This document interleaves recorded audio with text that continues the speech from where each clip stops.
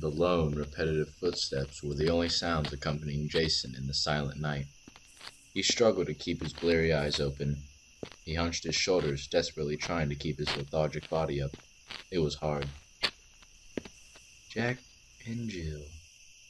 Jason's ears perked up. He turned around, attempting to trace the mystical girlish voice. The empty street was the only answer to what he had puzzled over. The shit? He muttered. He looked around, straining his eyes to catch another clue of the voice that had cheerfully sang it. Nothing. He hesitantly turned around and continued to trudge down the street. Went up the hill. Jason's hairs on the back of his neck perked up. He looked back once again. Nothing.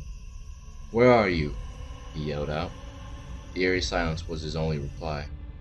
Jason gritted his teeth and began moving again, quickening his footsteps. His shoulders no longer hunched and his body lost its overpowering fatigue. Jason's arduous breathing slowly grew rapid. To fetch a pail of water. He stopped. This has to be a prank, Jason mumbled, looking around his surroundings. The street was squeezed between two huge clumps of trees on the hill, but they were too far apart and thin to have anyone hiding in them. So where did the voice come from?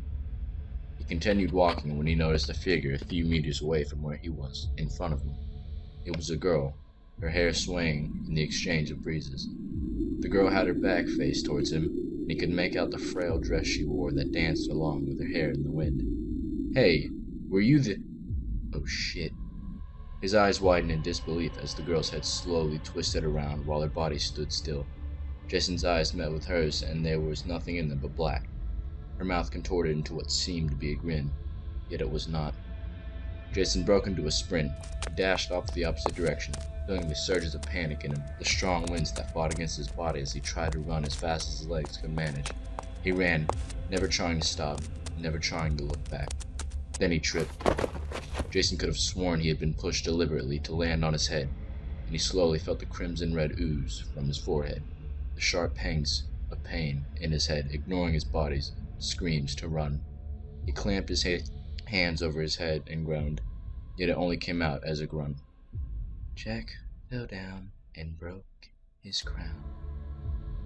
From the corner of his eye he noticed the girl, now crawling on all fours in a sloppy manner, as if her bones failed to function correctly. She crawled. Fast. The last thing Jason remembered hearing as his face turned a deathly white and the girl crawling closer and closer was the sweet, sickly girlish voice that boomed in his mind. And Jill came tumbling